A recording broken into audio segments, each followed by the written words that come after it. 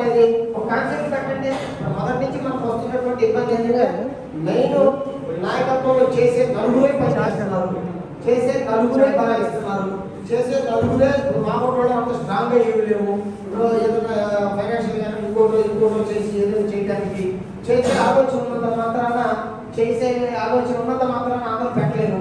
పెట్టే వాళ్ళకి దగ్గర తీసుకునేటువంటి అవకాశం కావాలి. సేమ్ టైం కాన్సెప్ట్ మీద 4 గంటల టైం పెట్టేవాడు కావాలి. ఇప్పుడు సరే మనకి కొంతమంది సంఘాలు ఎన్ని సంఘాలు ఉన్నాయి, మనకేం పని మన పని మనం చేసుకెళ్ళాం. సరే ఒక కార్యాలయం పెట్టాం, కార్యాలయం పెట్టి ఒక వ్యవస్థగా నడిపేటువంటి ఒక విధిగా మనం మొదటి నుంచి సంఘాన్ని నడుపుకుంటా వస్తున్నాం. నాకు తెలిసి పేరు చెప్పకపోయినా ఆ నలుగురే పనిచేస్తున్నారు, వాళ్ళు టైం పెడుతున్నారు, వాళ్ళు డబ్బులు పెడుతున్నారు, ఇచ్చేస్తున్నారు. సరే దాన్ని బట్టి ఏంటంటే ఒక ప్రయోగం చేశాం. ఇంకొక మనకి ఆర్థికంగానో లేకపోతే ఇంకొక రకంగా మనకు అండగా ఉంటారని పేర్లు కూడా మాట్లాడదలుచుకోవాలి. చేస్తే మన సంఘం ఇంకొంచెం మెరుగుంది అనుకున్నాం. దానిలో కూడా మనం మెరుగైన ఫలితాలు చూడలేదు. కాబట్టి మనం ఎవరైతే కాన్సెప్ట్ డెవలప్ చేసామో వాళ్ళని ఆ కాన్సెప్ట్ మనం వదులుకోలేమనేటువంటి ప్రేమతోనో లేకపోతే మనం చేయాలనే నిబంధనతోనో ఇవాళ మనం తేడా చూస్తున్నాం.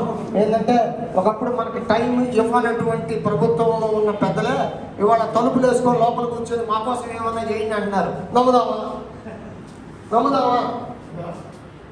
ఇదే మాట నేను అడుగుతున్నాను. కాబట్టి రాజకీయాలు అతీతంగా అసలు పార్టీలో ఉన్నటువంటి పెద్దలనే కులం లేదు, మతం లేదు, ప్రాంతం లేదని ఓపెన్గా చెబుతున్నప్పుడు మీరు ఎదుగుదలకి సంఘం పరంగా కులపరంగా మనం ఎలా ఎదగాలి అనేటువంటి ఒక కాన్సెప్ట్ని ఏదన్నా డెవలప్ చేసుకునేటువంటి ఆలోచన మన సంఘానికి ఉందా?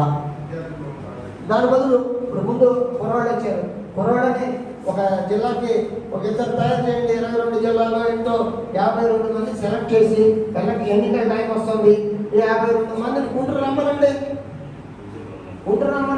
కార్యాలయంలో కాబోటోళ్ళు కొంచెం బాధ్యత తీసుకొని ఆ 52 మందికి నాయకత్వం అనేది సహజంగా వచ్చేది. నాయకుడిని ఎవరు తయారు చేయడు.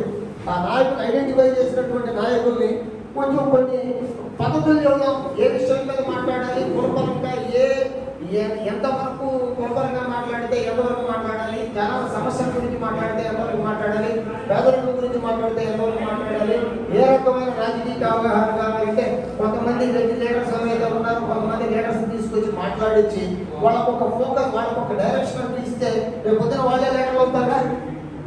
జనరల్గా కాలేజ్ ఎలక్షన్లు, ఆ రోజుల్లో కాలేజ్ ఎలక్షన్లు అటువంటివి ఉన్నప్పుడు ఆ రోజు కొట్టుకు తెచ్చినప్పుడు మేము 1980 ముందు మేము కొట్టుకు తెచ్చినప్పుడు ఏమైందంటే కులపరంగా కొట్టుకు తెచ్చాం, ప్రాంతాల వారీగా కొట్టుకు తెచ్చాం. తర్వాత ఏదైతే ఏమైంది ఆ రోజుల్లో ఒక లీడర్షిప్ రావడానికి ఒక కాన్సెప్ట్ వచ్చింది కాలేజీ. అక్కడి నుంచి బయటకు వచ్చినాకే లేకపోయింది సమాజం పట్ల అవగాహన ఉంది. వాళ్ళు అన్ఫార్చునేట్లీ స్టూడెంట్స్కి ఏంటంటే ఫీజు మీ నాన్న కట్టట్లా,